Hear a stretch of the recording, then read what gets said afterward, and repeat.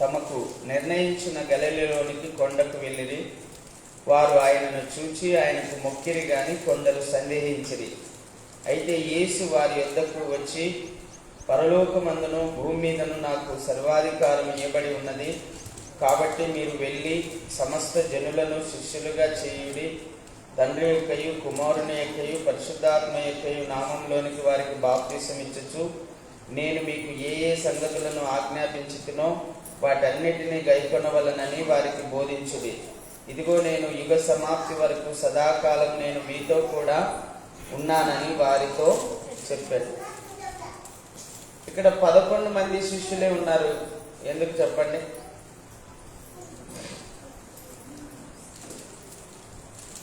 పన్నెండు మంది కదా శిష్యులు.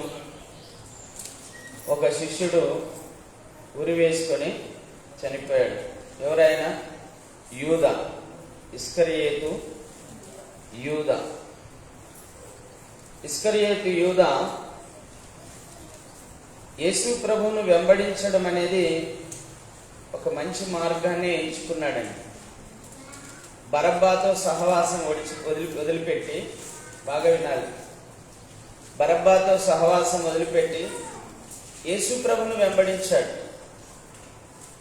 వెంబడించాడు కానీ ఆయన ఉద్దేశం మంచిది కాదండి. ఎందుకు వెంబడించాడు ఇస్కరియోతు యూదా అంటే, యేసు ప్రభు రాజు అయ్యేటట్టున్నాడు. యేసు ప్రభు రాజు అయితే తప్పకుండా, యేసు ప్రభు రాజు అయితే తప్పకుండా నేను మంత్రిని కావచ్చు, ఆర్థిక శాఖ మంత్రినో లేకపోతే హోమ్ మినిస్టర్నో అయితే సైన్యాధిపతినో లేకపోతే ఏదో ఒక అధికారం అనేది నాకు దొరుకుతుంది అని యేసు ప్రభువును వెంబడించాడు. అయితే యేసు ప్రభువును 3.5 సంవత్సరాలు వెంబడించాడు యూదా. యేసు ప్రభువును వెంబడించాడు కానీ తను అనుకున్నది ఆయనకు దొరకలేదండి. తను అనుకున్నది ఆయనకు దొరకలేదు. యేసు ప్రభు రాజు అయితే నేను కనీసం మంత్రినన్నా అవ్వచ్చని అనుకున్నాడు. పాపం అది దొరకలేదు, అది కాలేదు. ఎందుకంటే కుదరలే, ఆయన తెలిసిపోయింది. యేసు ప్రభు ఈ లోక సంబంధమైన రాజ్యాన్ని ఏలేవాడు కాదు. ఆయన పరలోక సంబంధమైనటువంటి రాజ్యాన్ని మాత్రము గురించే చెప్తున్నాడు. అది ఉందో లేదో నాకేం తెలుసు. ఈ లోక రాజ్యం గురించి ఆయన మటుకు రాజు అయ్యేటట్టు లేడని అనుకున్నాడు ఆయన. అందుకే యేసు ప్రభువును వెంబడించిన ఇస్కరియోతు యూదా యేసు ప్రభువును పట్టించాడు 30 వెండి నాణాలకు. 30 వెండి నాణాలకు పట్టించేశాడు. ప్రభునందు ప్రియులారా, బాగా గమనించాడు. అందుకే ఇక్కడ 11 మందే ఉన్నారు. ఒకరు చనిపోయారు కదా, ఇప్పుడు 11 మందే ఉన్నారు. ఈ 11 మంది శిష్యులు యేసు తమకు నిర్ణయించిన గలిలయలోని కొండకు వెళ్ళిరి. వారు ఆయనను చూచి ఆయనకు మొక్కిరి గాని కొందరు సందేహించారు. ఈ 11 మంది శిష్యుల్లో కొందరేమో మొక్కారు. అంటే కొంతమంది పూర్తిగా తెలుసుకున్నారు, ఈయనే క్రీస్తు, ఈయనే లోకరక్షకుడు, ఈయనే సర్వాధికారి, ఈయనే సర్వశక్తిమంతుడు, ఈయనే దైవ కుమారుడు, ఈయనకు సర్వాధికారాలు ఉన్నాయని కొంతమంది గ్రహించగలిగారు. కొంతమంది మాత్రము ఫిలిప్ లాగా మాకు తండ్రిని కనపరచు, మాకు అంతే చాలు అని అనేటువంటి సందేహంలో ఉన్న వాళ్ళు కొంతమంది ఉన్నారు. అప్పుడు ప్రభు అంటున్నాడు చూడండి, యేసు వారి యొద్దకు వచ్చి ఏమంటున్నాడు వాళ్ళతో? పరలోకమందును భూమి మీదను నాకు, వింటున్నారా? బాగా వినాలి ఈ మాటలు. పరలోకమందును భూమి మీదను నాకు సర్వాధికారము ఇవ్వబడి ఉన్నది. మీరు ఎందుకు సందేహిస్తున్నారు? నాకు భూమి మీద అధికారం ఉంది, పరలోక రాజ్యంలో కూడా అధికారం ఉంది. ఫిలిప్పుతో కూడా ఏమన్నాడు యోహాను 14లో, నా తండ్రి యందు నేనును నా యందు తండ్రి ఉన్నామని మీరు నమ్ముట లేదా అని గద్దించాడండి. ఇక్కడ కూడా గద్దిస్తున్నాడు, మీరు ఎందుకు నన్ను నమ్మడం లేదు? నాకు భూమి మీద అధికారం ఉంది, ఏమా వింటున్నారా? నాకు పరలోక రాజ్యంలో కూడా అధికారం ఉంది. బాగా గుర్తుపెట్టుకోవాలి. భూమి మీద ఏమైనా మీ పనులు కావాలంటే ఎవరి దగ్గర పోవాలా? యేసుప్రభు దగ్గర పోవాలి. పరలోకంలో మీ పనులు ఏమైనా కావాలంటే యేసుప్రభు దగ్గరికే పోవాలా. పరలోకం చేరాలన్నా, జీవవృక్ష ఫలాలు చేయబడాలన్నా, జీవ కిరీటం కావాలన్నా, మహిమ కిరీటం కావాలన్నా, వాడబారని కిరీటం కావాలన్నా, అక్షయ కిరీటం కావాలన్నా ఆయననే అడగాల. మనం పరలోకంలో బహుమానాలు ఉన్నాయి, అవి పొందుకోవాలంటే ప్రభు ద్వారానే దొరుకుతాయి. అవి ఈ భూమి మీద ఆయన కోసం మీరు ప్రయాసపడాలి. ఈ భూమి మీద మీరు ఆయన కోసం కష్టపడాలి. మనం ఏం కష్టపడతాం? మన తిండి కోసం, మన బట్ట కోసం, మన పిల్లల కోసం, ఏమా మన అవసరాల కోసం మనం కష్టపడతాం. కానీ దేవుని కోసం ఎవడైనా కష్టపడేవాడు ఉన్నాడా? దేవుని కోసం ఎవడైతే కష్టాలు పొందుతారో వాళ్ళకు పరలోకంలో బహుమానాలు ఉన్నాయండి. అపోస్తులైన పౌలు ఎన్ని శ్రమలు పొందాడు? 39 కొరడా దెబ్బలు 3 తిన్నాడు, రాళ్ల దెబ్బలు తిన్నాడు, సముద్రంలో బోటు పగిలి చావు బతుకులో బయటపడినాడు, విషసర్పం కలిసి ఇంకా చనిపోతాడేమో అనుకున్నారు, చలికి వణికాడు, ఎండకు ఎండాడు, వానకు తడిశాడు, ఉండడానికి నివాసం లేక, తినడానికి ఆహారం లేక నలిగిపోయాడండి అపోస్తులైన పౌలు. అందుకే ఆయన కొరకు జీవ కిరీటం సిద్ధంగా ఉంది. హల్లెలూయా. పౌలు అంటాడు కదా, నా కొరకు జీవ కిరీటం సిద్ధంగా ఉంది. అర్హుడు. ఎందుకు? ప్రభు కోసం ఆయన ఆకలి దప్పులు పన్నాడు, ప్రభు కోసం దెబ్బలు తిన్నాడు, రాళ్ల దెబ్బలు తిన్నాడు, కొరడా దెబ్బలు తిన్నాడు, భయంకరమైన శ్రమలు అనుభవించాడండి. అందుకే ఆయనకు బహుమానం ఉంది పరలోకంలో. మరి మీకుందా బహుమానం? ప్రభు కోసం ఏమైనా పని చేస్తున్నారా? ఒకసారి ఆలోచించండి. ప్రభు కోసం ఏమైనా పని చేస్తున్నారా? ఏమైనా త్యాగం చేస్తున్నారా?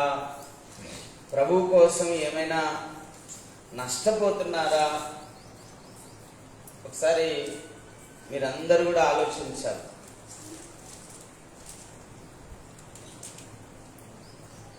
ప్రభు అదే చెప్తున్నాడు, నాకు భూమి మీద అధికారం ఉంది, పరలోక రాజ్యంలో అధికారం ఉంది. మీరు నా విషయమై మీరు సందేహపడరు. యోహాను శిష్యులు కూడా వచ్చి యేసు ప్రభుని అడిగారు, రాబోవాడవు నీవేనా, మేము మరొకరి కొరకు వేచి ఉండాలనా అని అడిగితే ప్రభు అన్నాడు, నా విషయమై సందేహపడని వాడు ధన్యుడు. యేసు ప్రభు విషయంలో ఎవరైతే సందేహపడరో వాళ్ళు ధన్యులండి. సందేహపడుతుంటారు కొంతమంది, ఈయనైనా నిజమైన దేవుడు, ఈయనైనా లోకరక్షకుడు, ఈయనైనా మెస్సియా, ఈయనైనా గొప్ప దేవుడు, ఈయనైనా సృష్టికర్త అయిన దేవుడు అని సందేహాలు ఉన్నాయి చాలా మందికి. ఇప్పటికి కూడా అనుమానాలు వస్తూ ఉంటాయి. నాకు కూడా యేసు ప్రభు నమ్మిన కొత్త దినాల్లో చాలా అనుమానాలు వచ్చాయి. తోమాకు కూడా వచ్చింది అనుమానం, నువ్వేనా? యేసు ప్రభు చూపించాడు. ఏం చూపించాడు? చెయ్యి చూపించి, ఇదిగో దీంట్లో ఏలు పెట్టి, ఆ గాయం ఉంది, ఆ హోల్ ఉంది, చూడని చెప్పి చూపించాడు. అయితే ప్రభు ఏమన్నాడు? చూసి నమ్మిన వారి కంటే చూడక నమ్మిన వారు ధన్యులు. ప్రభు విషయంలో సందేహించని వాడు ధన్యుడు. సందేహించకుండా ఆయనను నమ్మినవాడు ధన్యుడండి. నమ్మాలి. ప్రభు చెప్తున్నాడు 18వ వచనంలో, అయితే యేసు వారి యొద్దకు వచ్చి, ఎవరి దగ్గరికి? ఈ 11 మంది శిష్యుల దగ్గరికి వచ్చి, పరలోకమందును భూమి మీదను నాకు సర్వాధికారం ఇవ్వబడి ఉన్నది, కాబట్టి మీరు వెళ్ళి సమస్త జనులను శిష్యులుగా ఏం చేయమన్నారమ్మా? మిమ్మల్ని ఏం చేయాలి? మేము సేవకులు ఏం చేయాలా? శిష్యులుగా చేయాలి. మేమెవరము? మేము కూడా యేసుప్రభు శిష్యులమే. దైవ సేవకులు కూడా యేసుప్రభు శిష్యులే. మీరు కూడా ఎవరు? యేసుప్రభు శిష్యులుగా చేయబడాలి. అంటే ఒక సేవకుడు ఏమేం చేయగలడో మీరు కూడా అలాగూ అన్ని చేయగలగాలి. దేవుడు మిమ్మల్ని కేవలం విశ్వాసులాగానే ఉండమనలా, కేవలం మీరు ఏదో భక్తుల్లాగా ఉండమని చెప్పడంలా. భక్తులు అంటే భజన చేసుకుంటుంటారు వాళ్ళు. ఆ భజన చేసుకునే భక్తుల్లాగా ఉండమని చెప్పడంలా దేవుడు. కేవలం విశ్వాసుల్లాగానే ఉండమని చెప్పడంలా, శిష్యులుగా ఉండమంటున్నాడండి. ఎలా ఉండాలంటమ్మా? శిష్యులు అంటే ఎవరు? గురువును అనుసరించేవారు. గురువును అనుసరించేవారు. దేవుని యొక్క వాక్యంలో రాయబడిందండి. మత్తయి సువార్త 23లో చాలా స్పష్టంగా రాయబడింది. చదవండి ఒకసారి. చదివితే మేలు. మీరు బైబిల్ తీయండి, బైబిల్ తిప్పాలి. మీరు ఖచ్చితంగా బైబిల్ తిప్పాలి. సమయం ఇస్తాను మీకు. ఆ బైబిల్లో ఏం రాయబడిందో మీరు చూడాలి. బైబిల్ తిప్పాలి, బైబిల్ చూడాలి. మీరు 8వ వచనం, 23:8 వచనం. మీరైతే బోధకులని పిలువబడవద్దు, ఒక్కడే మీ బోధకుడు, మీరందరూ సహోదరులు. మరియు ఒక్కరు చదవండి, మిగతా వాళ్ళందరూ మనసులో చదువుకోండి. భూమి మీద ఎవరికైనాను తండ్రి అని పేరు పెట్టవద్దు, ఒక్కడే మీ తండ్రి, ఆయనే పరలోకమందున్నాడు. మరియు మీరు గురువులని పిలవవద్దు, క్రీస్తు ఒక్కడే మీ గురువు. మీలో అందరికంటే గొప్పవాడు మీకు పరిచారకుడై ఉండవలెను. తను తాను హెచ్చించుకొనివాడు తగ్గించబడును, తను తాను తగ్గించుకొనివాడు హెచ్చించబడు. తండ్రి ఎవరంట? ఆయనే. గురువు ఎవరంట?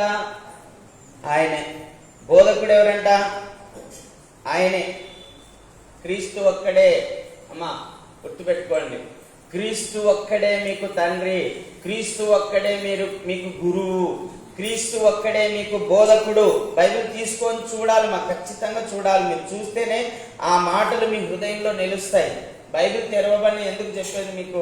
బైబిల్ తప్పకుండా తీసుకొని చదవాలి, చూడాలి. మీరు క్రీస్తు ఒక్కడే మీకు గురువు, క్రీస్తు ఒక్కడే మీకు తండ్రి, క్రీస్తు మాత్రమే మీకు బోధకుడు. ఇంకా ఎవరిని బోధకులని పిలవకూడదని. రోమన్ క్యాథలిక్ చర్చెస్ లో ఏమని పిలుస్తారు? పాస్టర్ను. అది దైవ సేవకుని ఏమని పిలుస్తారు? ఫాదర్ అని పిలుస్తారు. పిలవకూడదు. సిఎస్ఐ సంఘాల్లో దేవుని సేవకుని ఏమని పిలుస్తారు? గురువు అని పిలుస్తారు. పిలవకూడదు. తర్వాత కొంతమంది బోధకులు అని పిలుస్తుంటారు. లేదండి, యేసు ప్రభు మాత్రమే బోధకుడు. ఇప్పుడు మేమెవరంటే యేసు ప్రభు బోధించిన బోధను ఉపదేశంగా బోధించేవాళ్ళం. అంటే ప్రభు చెప్పిన మాటలను మేము ఉపదేశిస్తున్నాం, అంటే మళ్ళీ రెండోసారి రిపీట్ చేస్తున్నాం మీకు. దాన్ని ఉపదేశకులు అంటారు. మమ్మల్ని దైవ సేవకులను ఉపదేశకులు అంటారు. అంటే ప్రభు చెప్పిన మాటలు మీకు చెప్తున్నాం. ప్రభు ఏ మాటలు అయితే చెప్పాడో ఆ మాటలు మీకు చెప్తున్నాం. కాబట్టి మేము ఉపదేశకులమే కానీ బోధకులము కాదు. అందుకే ఎవరిని బోధకులని పిలవద్దు, ఎవరిని గురువు అని పిలవద్దు, ఎవరిని తండ్రి అని పిలవద్దు. క్రీస్తు ఒక్కడే మనకు తండ్రి, క్రీస్తు ఒక్కడే మనకు గురువు, క్రీస్తు ఒక్కడే మనకు బోధకుడు. ఈ విషయాన్ని మీరు అందరూ కూడా గుర్తుపెట్టుకోవాలి. ఎవరు గొప్పవాడు? పరిచారకులు చేసేవాడే గొప్పవాడు.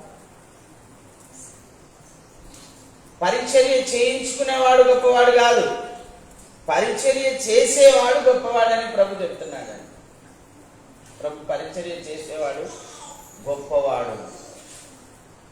ఈ మాటలు చదివినటువంటి జగనన్న ఏం చెప్పాడు? మేము మీకు సేవకులము, మేము మీకు పరిచారకులము అని చెప్పాడు. అవును, వాక్యానుసారంగా వాక్యాన్ని చదివి అన్వయించుకున్నారు కాబట్టి వాళ్ళు ప్రజలకు వాళ్ళు సేవకులుగా చేయబడ్డారు. మేము మీకు సేవకులుగా చేయబడ్డాం. యేసుక్రీస్తు ప్రభు కూడా మనకు సేవకుడిగా వచ్చాడు. ఇక్కడికి పరిచర్య చేయించుకోవడంతో నేను రాలేదు, పరిచర్య చేయుటకు నేను వచ్చాను అంటాడండి యేసు ప్రభు. పరిచర్య చేశాడు, శిష్యుల పాదాలు కూడా కడిగాడండి. అవును, మనం మర్చిపోతున్నాం పాదశుద్ధి కార్యక్రమం. కనీసం వచ్చే నెలలోనే పెట్టుకున్నాం, మొదటి వారంలో. పాదశుద్ధి, మీరు ఒకరి పాదములు ఒకరు కడుక్కొనవలసిందే.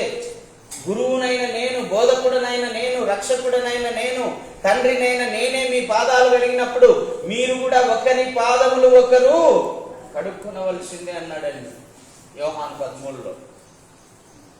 కాబట్టి మీరందరూ కూడా యేసు ప్రభువును గురువుగా, బోధకునిగా, రక్షకునిగా, తండ్రిగా ఎంచుకోవాలి. ఇంకో విషయం కూడా చెప్తున్నాడు, మిమ్మల్ని మీరు తగ్గించుకోండి. ఏం చెప్తున్నాడమ్మా? తగ్గించుకోవాలన్నా ఎక్కించుకోవాలన్నా? నీవు కలెక్టర్ కావచ్చు, నువ్వు ఎంపీ కావచ్చు, నువ్వు ఎమ్మెల్యే కావచ్చు, అమ్మా నువ్వు ఎవరైనా కావచ్చు, దేవుని మందిరంలో మాత్రము నువ్వు దేవుని దృష్టిలో నువ్వు చిన్న పిల్లవానివే. యాకోబు తన పత్రికలో అదే రాస్తాడండి. మీరు సంఘములో ధనవంతుడని గాని పేదవాడని గాని భేదం ఉంచకూడదు. చాలా స్పష్టంగా మీరు చదవండి, మీరు యాకోబు రాసిన పత్రిక ఇంట్లో చదవండి. పేదవాడని ధనికుడనే భేదము సంఘములో చూపించకూడదు. మీరు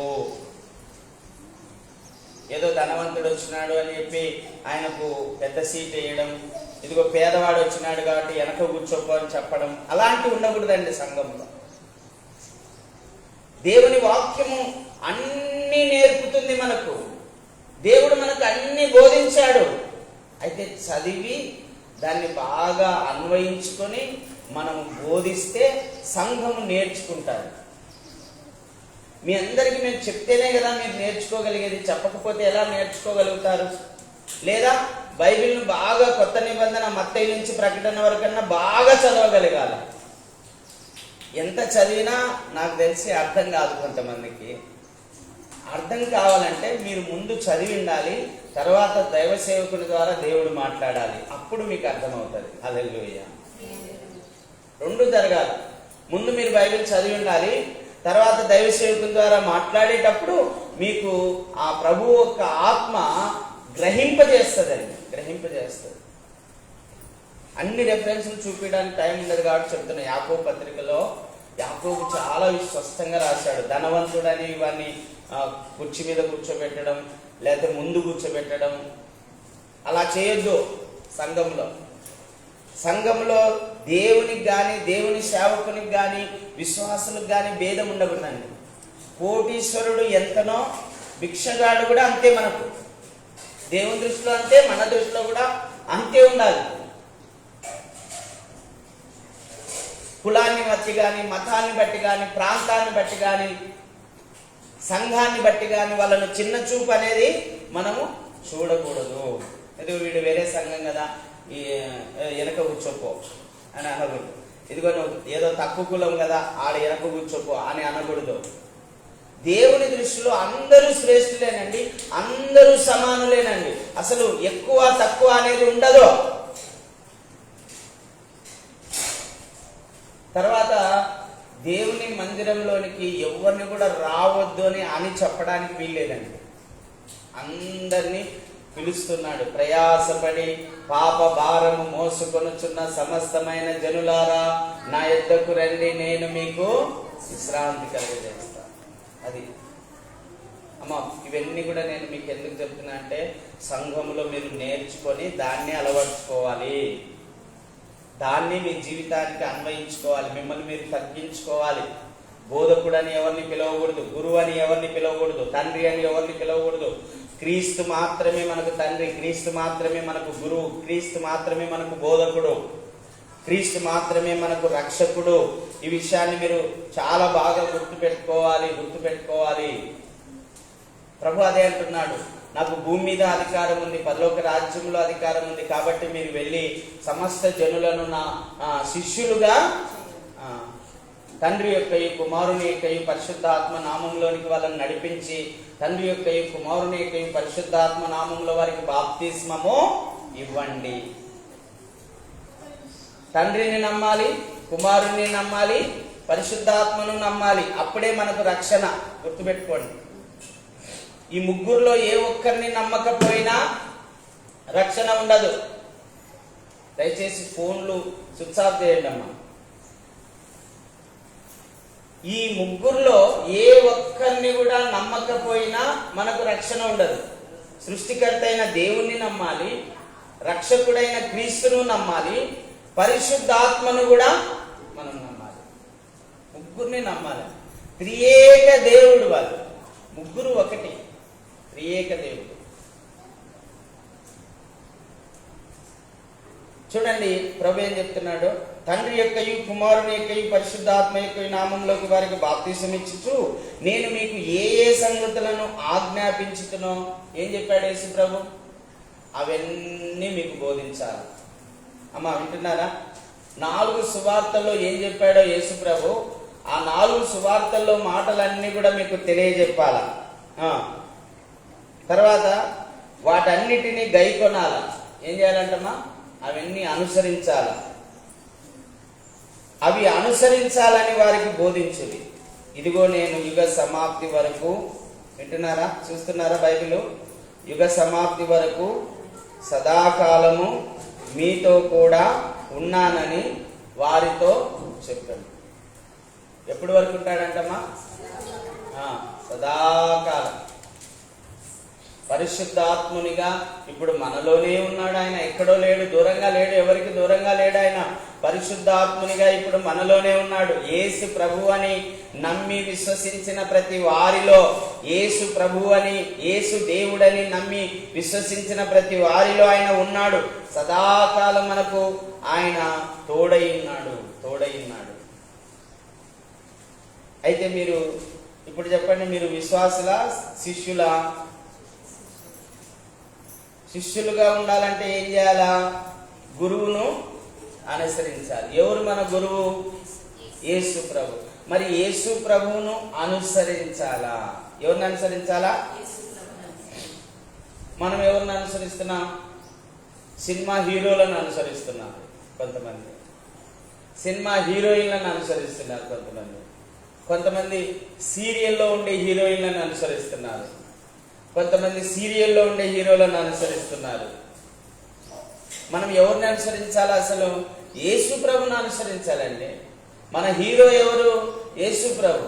యేసు ప్రభు లాంటి పరిశుద్ధుడు కానీ, యేసు ప్రభు లాంటి నీతిమంతుడు కానీ, యేసు ప్రభు లాంటి యథార్థవంతుడు కానీ, యేసు ప్రభు లాంటి న్యాయవంతుడు కానీ, యేసు ప్రభు లాంటి సర్వాధికారి కానీ, యేసు ప్రభు లాంటి సర్వశక్తిమంతుడు కానీ, యేసు ప్రభు లాంటి సృష్టికర్త కానీ, యేసుక్రీస్తు లాంటి బోధకుడు కానీ, యేసుక్రీస్తు లాంటి గురువు కానీ, యేసుక్రీస్తు లాంటి తండ్రి కానీ ఎవ్వరూ లేరు ప్రపంచంలో. ఇప్పుడు మనం అనుసరించాల్సింది సినిమా హీరోలను కాదు, మనం అనుసరించాల్సింది సీరియల్స్ను కాదు, మనం అనుసరించాల్సింది ఈ లోకాన్ని కాదు, యేసు ప్రభువును అనుసరించాలి. మరి యేసు ప్రభువును అనుసరించాలంటే యేసు ప్రభు గురించి మీరు తెలుసుకోవాలి కదా. తెలుసుకోవాలంటే 2 చేయాలి. ఒకటి, యేసు ప్రభు యొక్క వాక్యాన్ని బాగా చదవాలి. రెండవది, యేసు ప్రభు యొక్క వాక్యాన్ని దైవ సేవకులు చెప్తూ ఉన్నప్పుడు శ్రద్ధగా వినాలి. ఎవరైతే దేవుని వాక్యాన్ని శ్రద్ధగా వింటారో వాళ్ళు ధన్యులండి. హల్లెలూయా. ఎవరైతే దేవుని వాక్యాన్ని శ్రద్ధగా విని గైకొంటారో అనుసరిస్తారో వాళ్ళే యేసు ప్రభు యొక్క తల్లి, యేసు ప్రభు యొక్క సహోదరుడు. హల్లెలూయా. స్త్రీలనేమో తల్లి అన్నాడండి. ఎంత గొప్ప దేవుడు అండి ఆయన. స్త్రీలనేమో ఏమన్నాడు? తల్లి అన్నాడు. పురుషులనేమో ఏమన్నాడు? నా సహోదరులు అన్నాడు. ఎంత గౌరవం ఇచ్చాడండి స్త్రీలకు ఆయన. ఆయన సృష్టికర్త దేవుడు. సృష్టికర్త ఏమంటున్నాడు? స్త్రీలను, తాను సృష్టించిన బిడ్డలను ఏమంటున్నాడు? తల్లి అంటున్నాడు. ఎంత గొప్ప దేవుడు. ఎవరు నా తల్లి, ఎవరు నా సహోదరుడు, నా మాట విని నా మాట ప్రకారం జీవించువాడే కదా నా తల్లి, నా సహోదరుడు అన్నాడు యేసుప్రభు. అవి ఇప్పుడు చెప్పండమ్మా, ఎవరు యేసుప్రభుకు తల్లి, ఎవరు యేసుప్రభుకు సహోదరుడు చెప్పండి. మరియమ్మ అని చెప్పారు. మరియమ్మ తల్లే భౌతికంగా, కానీ ఎవరు తల్లి? యేసు ప్రభు యొక్క మాట ఎవరైతే విని అనుసరిస్తున్నారో వాళ్ళే ఆయనకు తల్లి. యేసు ప్రభు యొక్క మాట ఎవరైతే విని అనుసరిస్తున్నారో వాళ్ళే ఆయన సహోదరులు. అమ్మా, ఇవి చాలా ప్రాముఖ్యమైన విషయాలు దేవుడు మనతో మాట్లాడుతున్నాడు. విలువైన మాటలు, లోతైన మాటలు. ఈ మాటలు మీరు గుర్తుంచుకుంటే, మీ హృదయంలో ముద్ర వేసుకుంటే మీరు ఫలిస్తారమ్మా. మీరు ఆశీర్వదించబడతారు, మీరు కలగా నియమించబడతారు, మీరు ఉన్నత స్థలాల్లో నివసిస్తారు, మీ హై రేంజ్లో జీవిస్తారు. మీరు ఒక ఉన్నతమైన స్థితి కలిగి ఉంటారు. నేర్చుకోండి. ప్రభు చెప్తున్నాడు, నేర్చుకోండి. నేను మీతో సదాకాలం ఉంటాను. ఆయన ఎవరికి దూరంగా ఉండేవాడు కాదు, అందరిలో ఉన్నవాడు, అందరి వాడు. ఎవరికి దూరంగా ఉండే దేవుడు కాదండి ఆయన. యేసు ప్రభు ఎక్కడో కొండల మీద గుట్టల మీద ఉండే దేవుడు కాదు. అయితే చాలా మంది అంటుంటారు గుత్తిలో ఉంటాడని. గుత్తిలో ఉంటాడు. ఎక్కడ ఆయన నామమును ముగ్గురు కొడితే అక్కడ ఉంటాడు. గుత్తిలోనే అని కాదు, ఈడ కూడా ఉంటాడు, ఇంకో చోట ఉంటాడు, ఇంకో చోట. ఎక్కడ ఆయన ప్రార్థన జరుగుతుందో, ఎక్కడ ఆయన నమ్మిన వారు ఉన్నారో వాళ్ళ దగ్గరే ఉంటాడు ఆయన. ఎక్కడో దూరంగా ఉండేవాడు కాదు, కొండల మీద గుట్టల మీద లేదా ఫలానా ప్రత్యేకమైన స్థలంలో ఉండేవాడు కాదు ఆయన. ఆయన అందరి వాడు, అందరిలో ఉన్నవాడు. ఆయన ఎవరికి దూరంగా ఉండేవాడు కాదని అపోస్తల కార్యం 17వ అధ్యాయంలో రాయబడిందండి. అంటే రుజువులు, ఆధారాలు లేకుండా నేను చెప్పను. ఉన్నాయి, ఆధారాలు ఉన్నాయి కాబట్టి ఆ మాటలు నేను చదివి హృదయంలో ఉన్నాయి కాబట్టి చెప్తున్నాను మీకు. ఇప్పుడు ఆయన మనకు తోడుగా ఉన్నటువంటి దేవుడు చెప్తున్నాడు. మీరు 16వ అధ్యాయం 16వ వచనం, 16వ అధ్యాయం 15వ వచనం చదవండి. మార్క్స్ వార్త. ప్రభు చెప్తున్నాడు, ఇక్కడ కూడా చూద్దాం, 14వ వచనం నుంచి చదువుదాం. పిమ్మట 11 మంది శిష్యులు భోజనమునకు కూర్చున్నప్పుడు ఆయన వారికి ప్రత్యక్షమై తాను లేచిన తరువాత తన్ను చూచిన వారి మాట నమ్మనందున వారి అపనమ్మకము నిమిత్తమును హృదయ కాఠిన్యము నిమిత్తమును వారిని గద్దించెను. మరియు మీరు సర్వలోకమునకు వెళ్ళి సర్వ సృష్టికి సువార్తను ప్రకటించుడి. నమ్మి బాప్తిసం పొందిన వాడు రక్షించబడును, నమ్మని వానికి శిక్ష విధించబడును. నమ్మిన వారి వలన ఈ సూచక క్రియలు కనబడును. ఏమనగా నా నామమున మీరు దయ్యములను వెళ్ళగొట్టుదురు. వింటున్నారమ్మా? ఏం వెళ్ళగొడతారంట? కొత్త భాషలు మాట్లాడుదురు. ఏం భాషలు మాట్లాడతారంట? అంటే మీకు రాని భాష మాట్లాడతారు. పాములను ఎత్తి పట్టుకుందరు. పాములను ఎత్తి పట్టుకుందరు. మరణకరమైనది ఏదైనా త్రాగినా అది వారికి హాని చేయదు. రోగుల మీద చేతులుంచినప్పుడు వారు స్వస్థత నొందుదురని వారితో చెప్పారు. ఎంత భాగ్యం అండి! శిష్యులుగా ఉండే భాగ్యమే కాదు, అద్భుతాలు చేసే భాగ్యము దేవుడు మీ అందరికి ఇచ్చాడు. నాకు కూడా ఇచ్చాడు, మీకు కూడా ఇచ్చాడు. చాలా మంది భ్రమ ఏంటంటే ఇది సేవకులు చేసే పని అనుకుంటుంటారు.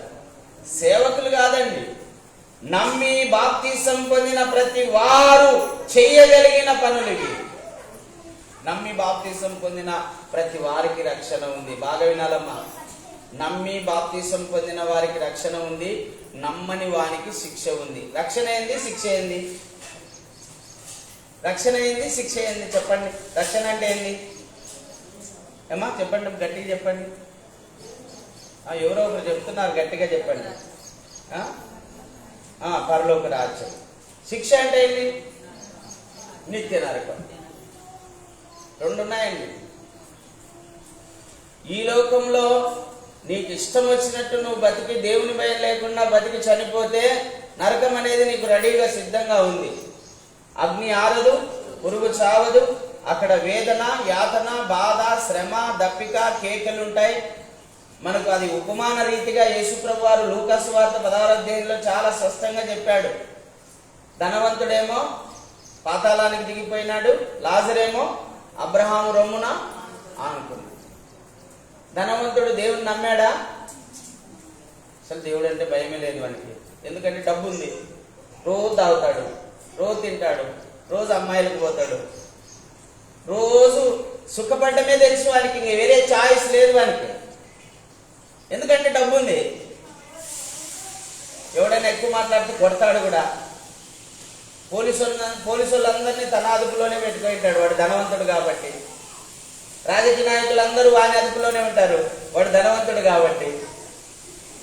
ఇక వాడికి ఇష్టం వచ్చినట్టు చేస్తాడు. కొడతాడు, ఎవరినైనా కొడతాడు, చంపుతాడు కూడా, అన్ని చేస్తాడు, అన్ని అధికారాలు వినియోగించుకుంటాడు. కానీ చనిపోయిన తర్వాత ఎక్కడుంటాడు? నరకంలో ఉంటాడు. అందుకే ఏమంటారు తెలుసా? చట్టం ఏమంటారు తెలుసమ్మా? లోకంలో అధికారాన్ని మీ చేతిలోకి మీరు తీసుకోకూడదు. గవర్నమెంట్ చెప్పే మాట అండి, అధికారాన్ని మీ చేతిలోకి తీసుకోకూడదు. అది చట్టం పని, చట్టం చేస్తుంది, మీరు చేయకూడదు. దేవుని పని అది దేవుడు చేస్తాడు, మనం చేయకూడదు. ఏమన్నాడు ప్రభు? పగ తీర్చుకున్నట మీ పని కాదది. ఎవరిని కొట్టమని చంపమని దేవుడు చెప్పాడు దేవుడు. నరహత్య చేయకూడదు, ద్రోహి వ్యర్థుడా అని ఎవరిని కూడా నువ్వు అనకూడదు అని చెప్పినాడు. ఒకవేళ నువ్వు ద్రోహి వ్యర్థుడా అని ఎవరినైనా అంటే నువ్వు నిత్య నరకాగ్నిలో పడిపోతావని చెప్పాడండి దేవుడు, యేసు ప్రభువు. ధనవంతుడు తనకిష్టం వచ్చినట్టు బతికాడు, పాతాళానికి దిగిపోయి ఇప్పుడు ఏం చేస్తున్నాడు? అక్కడ ఏమైతున్నాడమ్మా? చెప్పండి, ఏమైతున్నాడు? గట్టిగా చెప్పండి. చాలాసార్లు విన్నారు కదా, చదువు వచ్చిన వాళ్ళే కదా మీరు కొంతవరకన్నా. ఏమైనాడు అక్కడ? కాలుతున్నాడు. ముందు కాలుతున్నాడా లేదా? అదేంటది? మండుచున్న అగ్ని గంధకములు గల అగ్నిగుండం. అది అగ్ని గంధకములు గల మండుగుండం. ప్రకటన గ్రంథంలో రాయబడి ఉంటుంది 21:8. ప్రకటన 21:8 రాయబడింది. అది అగ్ని గంధకములు గల అగ్నిగుండము. ఆ అగ్నిగుండం ఏం మరణం? అది రెండవ మరణం. ఏం మరణం అది? భౌతిక మరణము మొదటి మరణము. రెండవ మరణం ఏంటి? నిత్య నరకం. ఒక మనిషి చనిపోయినాడు అంటాం, ఇంకా తీసుకుపోయి భూస్థాపన చేస్తాం, అది భౌతిక మరణం. రెండవ మరణం ఉంది మళ్ళా. ఏం మరణం అది? శరీరమును ఆత్మను నరకంలో వేస్తాడు దేవుడు ఒక రోజున తీర్పు తీర్చి వాని క్రియలను బట్టి. అది రెండవ మరణం. అక్కడ అగ్ని ఆరదు, పురుగు చావదు. అక్కడ వేదన, యాతన, బాధ, శ్రమ, దప్పిక, కేకలు ఉంటాయి. పండ్లు కొరుకుటయు ఏడుపును కూడా ఉంటాయి. పండ్లు కొరుకుటయు ఏడుపు. నేను నా సొంతంగా చెప్పడం లేదండి, యేసుప్రభు చెప్పిన మాటలు మీతో చెప్తాను. ఇవన్నీ యేసుప్రభు చెప్పాడు. పండ్లు కొరుకుతూ ఉంటుందని, ఏడుపు ఉంటుందని, చీకటి ఉంటుందని, చీకటి బిలం కూడా ఉంటుందంట. దాంట్లో కూడా వేస్తాడంట కొంతమంది రకాల తీర్పు. కొన్ని రకాల పాపాలు చేసిన వాళ్ళని తీసుకుని చీకట్లో వేస్తాడంట దేవుడు. చీకటి బిలము అంటే రాయబడింది, అంటే చీకటి గుహ. చీకటి గుహ కూడా ఉంది నరకంలో. కొంతమందిని చీకటి గుహలో వేస్తాడు, కొంతమందిని నరకంలో వేస్తాడు. కొన్ని స్థలాల్లో వేసినప్పుడు వాళ్ళు పండ్లు కొరుకుతూ ఏడుస్తూ ఉంటారంట. ఇంకా వాళ్ళకి ఇదే పని, ఇంకా ఏడుస్తూనే ఉంటారు వాళ్ళు. పండ్లు కొరుకుతుంటారు, ఏడుస్తూ ఉంటారు. అంటే వాళ్ళు చేసిన పాపానికి శిక్ష అది. ఇన్ని ఉన్నాయండి వాక్యంలో, ఇన్ని ఉన్నాయి. నేను ఎందుకంటే ఇవన్నీ చదివాను కాబట్టి నాకు దేవుడు గుర్తు చేస్తున్నాడు. మీరు ఏదైతే చదువుతారో, ఏదైతే వింటారో అది ప్రభు గుర్తు చేస్తాడు మీకు, బైబిల్ వాక్యాలు. అందుకే చదవండి బాగా.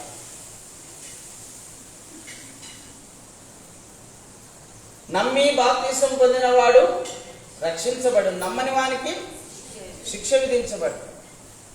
ధనవంతుల్లాగా వాడు శిక్షించబడతాడు. లాజరైతే అబ్రహాము రొమ్మున ఆనుకొని ఉన్నాడు పరలోకంలో.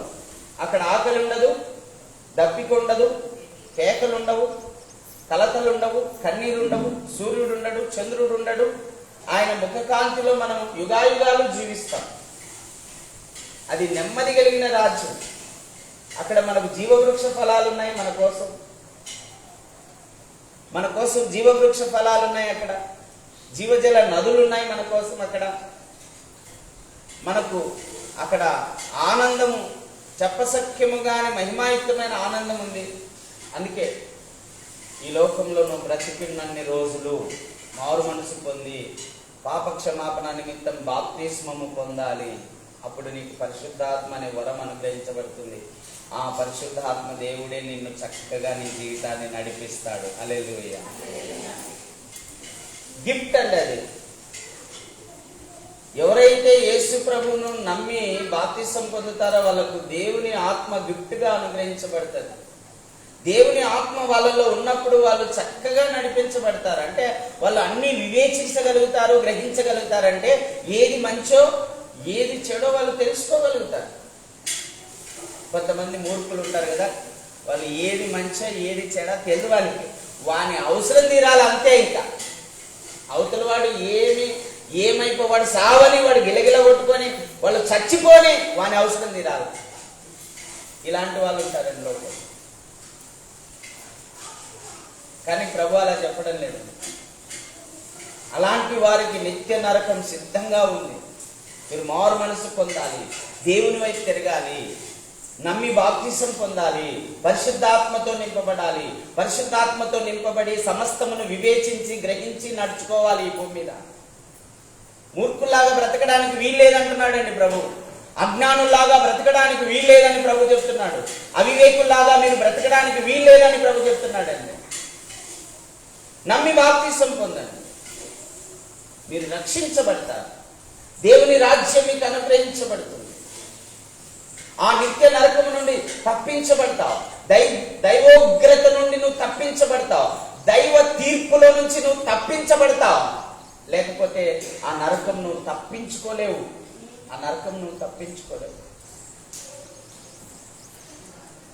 చూడండి ఎన్ని వరాలు ఇచ్చాడు దేవుడు. మళ్ళొకసారి చదువుతాను చూడు.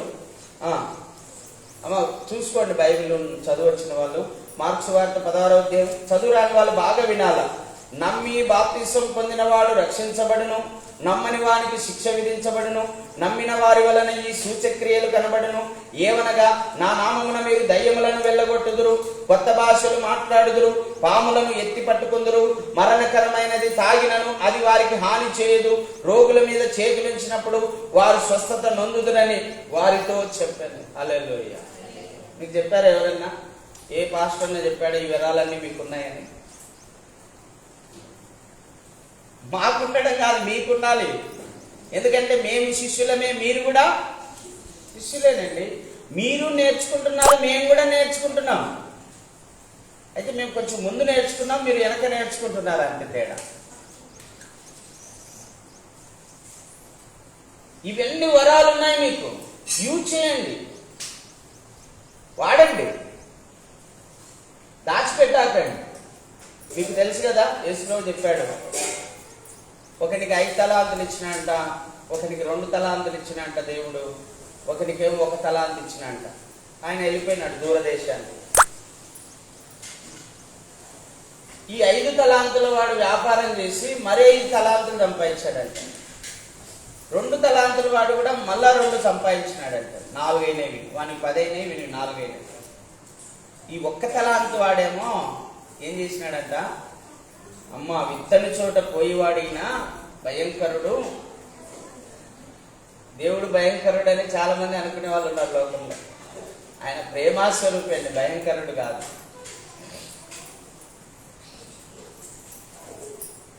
విత్తని చోట పోయివాడు ఆయన భయంకరుడు, కాబట్టి దీన్ని భూమిలో దాపెడదామని దాపెట్టాడు.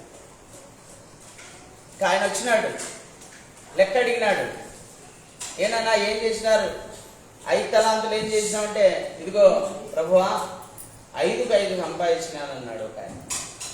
వెంటనే ప్రభు అన్నాడు, బలా మంచి నమ్మకమైన దాసుడా, బలా మంచి నమ్మకమైన దాసుడా అని భుజం దక్కినాడు. 2 తలాంతులు వచ్చినాడు, మరి 2 సంపాదించి 4 చేతిలో పెట్టినాడు యేసయ్య చేతిలో. యేసయ్య చాలా సంతోషపడి, కొంచెంలో నువ్వు నమ్మకంగా ఉన్నావు కనుక నిన్ను అనేకమైన వాటిపైన నీకు అధికారిగా చేస్తాను. హల్లెలూయా. కొంచెంలో నమ్మకంగా ఉండాలండి మీరు. 5 ఇచ్చినోడు 5 సంపాదడం పెద్ద గొప్ప కాదు, కానీ 2 ఇచ్చినోడు కూడా 2 సంపాదించినాడే వాడు గొప్పవాడండి. ఇక 1 ఇచ్చినోడు వచ్చినాడు, అయ్యా నువ్వు విత్తని చోట పోయివాడవని, భయంకరుడు అని నాకు తెలిసి భద్రంగా దాపెట్టినానయ్యా, భూమిలో తెచ్చ ఉందని పోయి భూమిలో తీసుకొచ్చి ఆయన చేతిలో పెట్టినాడు. వెంటనే దేవునికి కోపం వచ్చిందండి. కోపం వచ్చింది ఆయన ప్రభువుకు కోపం వచ్చింది. నేను ఎందుకు ఇచ్చినా నీతో 1 తలాంతు నీకు భూమిలో దాపెట్టమని, భూమిలో దాపెట్టమని ఇచ్చేది నీకు. కనీసం ఈ 1 తలాంతు తీసుకుపోయి సావుకారుల దగ్గర పెట్టింటే వడ్డీతో సహా నేను ఇప్పించుకుందును కదా. దాని అర్థం ఏంటో మీకు అర్థమైందా అమ్మా? ఇప్పుడు నేనున్నాను, మీకు అర్థమయ్యేటట్టు చెప్తా. నాకు స్వస్థత వరం ఇచ్చినాడు, దయ్యాలు వెళ్ళగొట్టే అధికారం ఇచ్చినాడు, సువార్త ప్రకటించే వరం ఇచ్చినాడు, జ్ఞానవాక్యము బుద్ధివాక్యము బోధించే వరం ఇచ్చినాడు. నాకున్న వరాలు నేను గ్రహించగలిగాను అవన్నీ కూడా. ఆత్మఫలాలు ఇచ్చినాడు, ప్రేమ చూపించడం, దయ చూపించడం, కరుణించడం, ఇవి వరాలు ఇచ్చినాడు. ఆత్మఫలాలు కూడా ఇచ్చినాడు. ఇప్పుడు నాకు ఇన్ని ఇచ్చినప్పుడు దీని ద్వారా నేను ఇంకా అనేకమైనవి సంపాదించాలా.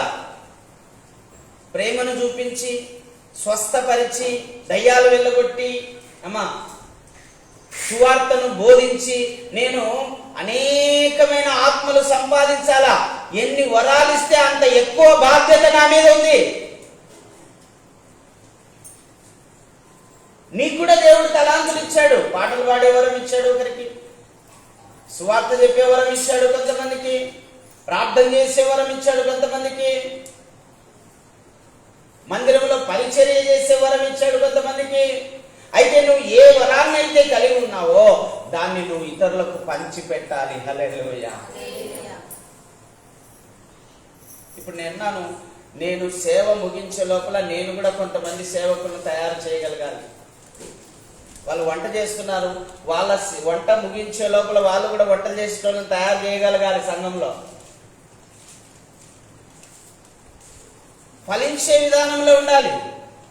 దేవుడు నాకు తలాంతులు ఇచ్చాడంటే ఊరికే లేదు, దానికి తగినటువంటి విధంగా నువ్వు ఫలితం తీసుకురావాలని ఇచ్చినాడండి. దాచిపెట్టమని చెప్పాల. దేవుడు నీకు ఏ చిన్న వరం ఇచ్చినా దాన్ని యూజ్ చేయాలి. మొట్టమొదట రమణమ్మక్క గారు వచ్చారు మన మందిరానికి.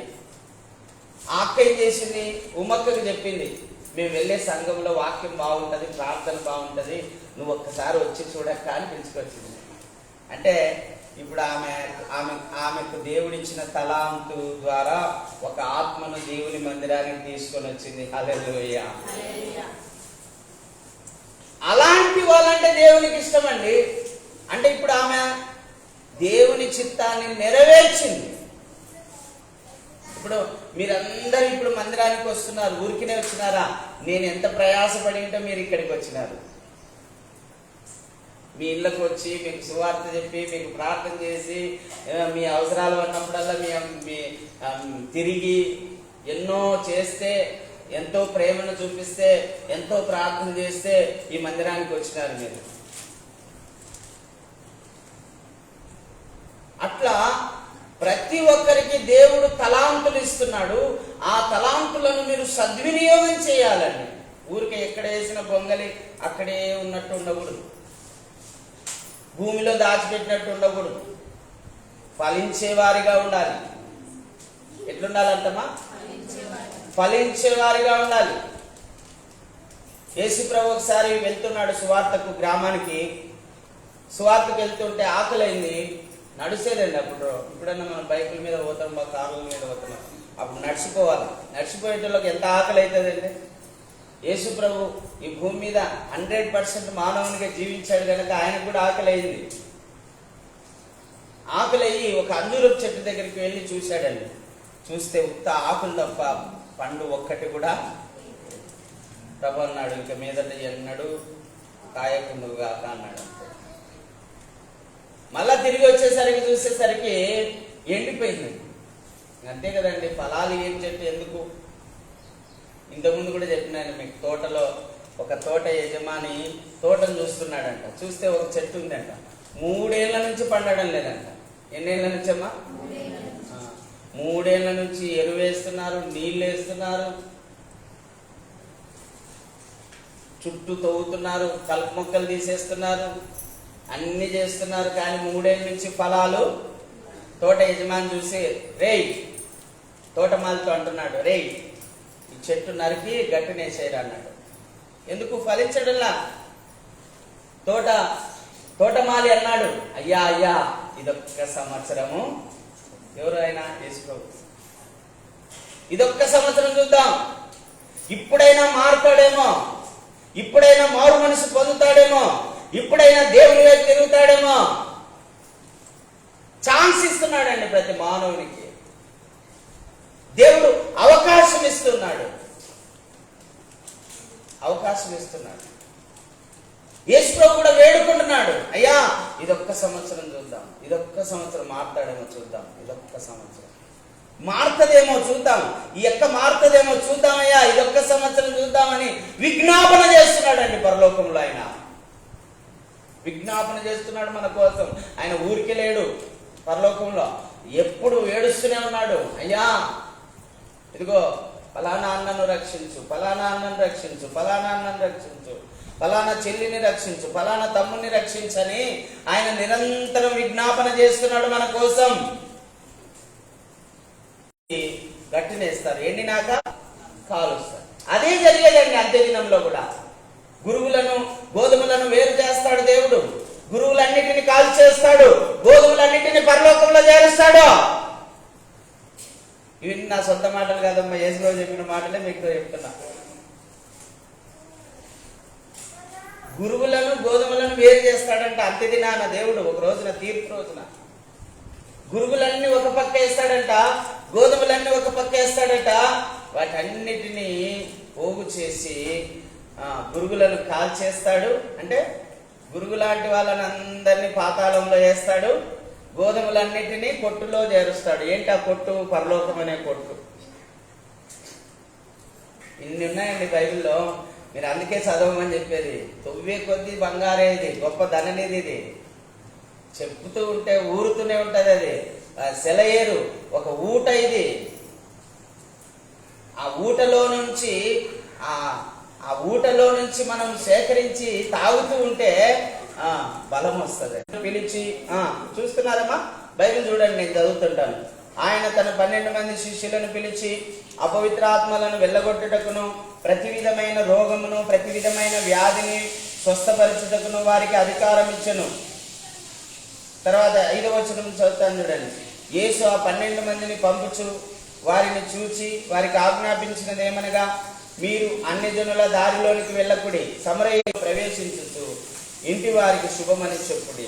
ఆ ఇల్లు యోగ్యమైనదైతే మీ సమాధానం దాని మీదకి వచ్చును, అది అయోగ్యమైనదైతే మీ సమాధానం మళ్ళా మాయమని మాకే వస్తుంది.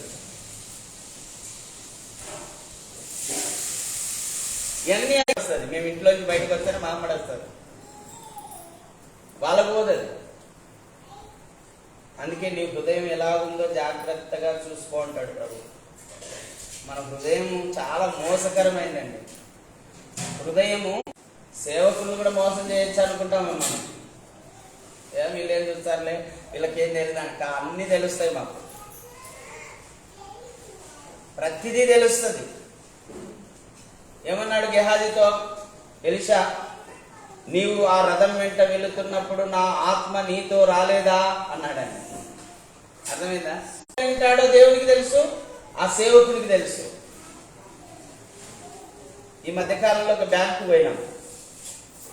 అక్కడ దేవుని దయ వల్ల వినోద్ వల్ల అప్పు కేవలం 3,50,000 పెడితే మీకు తెగిపోతుంది అన్నాడు. నాకు చాలా సంతోషం అనిపించి ఆ అప్పు తీసుకున్న వ్యక్తితో అన్నాను, ఇక నువ్వు వడ్డీ కట్టాల్సిన అవసరం లేదులే, ఎందుకంటే దేవుడు మాకు ఇక్కడ కృప చూపినాడు, నీకు కూడా కృప చూపుతున్నాం. హల్లెలూయా. దేవుడు మనకు కృప చూపినాడు, మనం కూడా కృప చూపే. చేయాలి కదా. దేవుడు మనల్ని ఆశీర్వదించిన దేవుని మాటలు అట్లా ఉంటాయి, దేవుని తీర్పులు అట్లా ఉంటాయండి. దేవుని తీర్పులు అలా ఉంటాయి, న్యాయబద్ధంగా ఉంటాయి. ఆయన తీర్పులు న్యాయబద్ధంగా ఉంటాయండి. నేను బతికినన్ని రోజులు నువ్వు బతుకుతావు, నేను చస్తే నువ్వు చస్తావు అంటావు. అదే అండి దావీదు తీర్పు.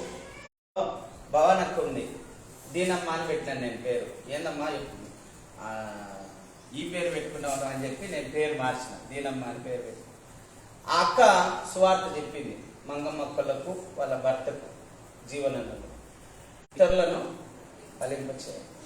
మనం ఆశీర్వదించబడి ఇతరులను ఆశీర్వదించాలి. మనం దీవించబడి ఇతరులను దీవించాలి. దేవుణ్ణి వాళ్ళకు పరిచయం చేయాలి, దేవుని శక్తిని వాళ్ళకు కనపరచాలి, దేవుని ప్రేమను వాళ్ళకు కనపరచాలి, దేవుని కృపను వాళ్ళకు కనపరచాలి, దేవుని యొక్క ఆశీర్వాదాన్ని వాళ్ళకు కనపరచాలి, దేవుని యొక్క ప్రేమను వాళ్ళకు కనపరచాలి. అదేనండి దేవుడు మనకు నేర్పుతున్నాడు. అందుకే దేవుడు వీళ్ళకు అన్ని అధికారాలు ఇచ్చి పంపితే అనేక మంది ఆత్మలను సంపాదించారండి. వాళ్ళు అనేక మందిని దేవుని వైపు తిప్పగలిగారు శిష్యులు. ఇప్పుడు మీ మీద కూడా ఉంది ఆ బాధ్యత, మీరు లేదనుకుంటున్నారేమో. సేవా పరిచర్య చేసే బాధ్యత మీ మీద కూడా ఉంది, మీ మీద కూడా ఉంది. సువార్త ప్రకటించే బాధ్యత మీ మీద ఉంది. దయ్యాలు వెళ్ళగొట్టే అధికారం, ఆ బాధ్యత మీ మీద ఉంది. రోగిస్తున్నట్లుగా మనం చూస్తున్నామండి. చదువుదాం, కొన్ని మాటలు చదువుదాం, త్వరగా చదివి ముగిద్దాం, 5 నిమిషాల్లో ముగిద్దాం. ప్రకటన గ్రంథము 12వ అధ్యాయం 7వ వచనం నుంచి 10వ వచనం వరకు చదవండి అమ్మా. 7వ వచనం నుంచి, పడద్రోయబడి మరియు ఒక గొప్ప స్వరము పరలోకమందు ఇలాగు చెప్పుట వింటిని, రాత్రి మగళ్ళు దేవుని ఎదుట మన సహోదరుల మీద నేరము మోపువాడైన అపవాది పడద్రోయబడి ఉన్నాడు గనక ఇప్పుడు రక్షణయు శక్తియు రాజ్యము మన దేవుని వాయును, ఇప్పుడు అధికారము. ఇప్పుడు చెప్పండి, ఎవరిది ఇప్పుడు అధికారం? ఇందాకేం చెప్పినాడు మత్తయి సువార్త 28:18 నాకు భూమి మీద అధికారం ఉంది, పరలోక రాజ్యంలో కూడా అధికారం. ఇక్కడ కూడా ఏం రాయబడింది? పరలోకంలో కూడా ఇప్పుడు దూత చెప్తున్నాడు, ఇదిగో ఇప్పుడు అధికారం సైతాన్ది కాదు, లోక సంబంధమైన రాజులది కాదు అధికారం, యేసు. ప్రకటన గ్రంథం 5వ అధ్యాయం 1 నుంచి 10 వరకు చదువుదాం. ప్రకటన గ్రంథం 1వ అధ్యాయం 5 నుంచి 10 వరకు.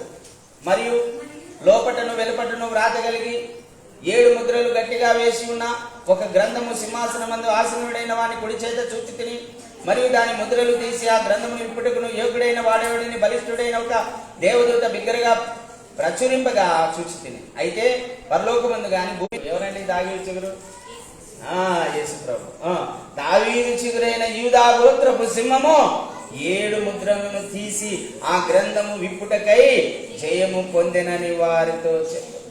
పొందెనని నాతో చెప్పాను. మరియు సింహాసనమునకును ఆ 4 జీవులకును పెద్దలకును మధ్యన వధించబడినట్లుండిన గొర్రె పిల్ల నిలిచి ఉండుట చూచి తిని. ఇది దేవుడు ఇక్కడ కూర్చున్నాక దేవుడు బయలుపరిచే చెప్తున్నాడు మీకు ఇవన్నీ. దేవుడు ఆశ్చర్యకరుడు. ప్రభు ముందే చెప్పాడు, ఏం చెప్పుదునమా అని మీరు ఆలోచించండి, అక్కడ నిలబడినప్పుడు నేను మీతో మాట్లాడతాను అన్నాడు. హల్లెలూయా. 10 వరకు. ఇంకా 3వ చూద్దాము. 3వ రాసుకుంటారమ్మా? ఎవరైనా రాసుకునే వాళ్ళంటే రాసుకోండి. ప్రకటన గ్రంథము 11వ అధ్యాయము 15 నుంచి 18 వరకు చదువుతాం, త్వరగా ముగించుకుందాం. 11వ అధ్యాయం 15 నుంచి 18 వరకు. మన ప్రభు రాజ్యమును, ఆయన క్రీస్తు రాజ్యమును ఆయన యుగ యుగముల వరకు ఏలుననెను. హల్లెలూయా. యేసయ్య నామమునకే మహిమ కలుగును గాక. మమ్మల్ని తీసుకుపోవడానికి ఆయన వస్తాడు ఒక రోజున మధ్యాకాశానికి. ఎప్పుడు కడగూడ మోగగానే మధ్యాకాశానికి వస్తాడు యేసు ప్రభు. మధ్యాకాశానికి వచ్చి 4 దూతలను పంపుతాడు. ఆ 4 దూతలు వచ్చి భూమి మీదకి వచ్చి మొదట సమాధుల్లో ఉన్న వారిని లేపుతాడు. తర్వాత సజీవులమై నిలిచి ఉండు మన 3.5 సంవత్సరాల శ్రమల కాలం అయిపోయిన తర్వాత యేసు ప్రభు వస్తాడనేది ఒక సిద్ధాంతం. ఇంకో సిద్ధాంతం కూడా ఉంది, దానికి ఆధారాలు ఉన్నాయి. ఏంటంటే ఆ శ్రమలకు తాలిన వాడు ఎవడు అని లేఖనంలో రాయబడింది. కాబట్టి శ్రమల కాలంలో సంఘం ఉంటుందని చెప్పి 7 సంవత్సరాల శ్రమల కాలం తర్వాత ప్రభు వస్తాడని ఇంకో మాట చెప్తున్నారు. కానీ మెగిద్దోన్ అనే ఒక ప్రాంతం, ఈ హరుల్ మెగిద్దోన్ అనే ప్రాంతంలో చాలా యుద్ధాలు జరిగాయంటండి గతంలో కూడా, పూర్వం కూడా. అయితే చివరి యుద్ధం కూడా అక్కడే జరుగుతుంది. చైనా, రష్యా, దాని కొలిక్స్ ఉండొచ్చు, ఉత్తర కొరియా. చదువుతారా అన్నమాట. ఇక్కడ 18వ వచనం చదువు ఒకసారి.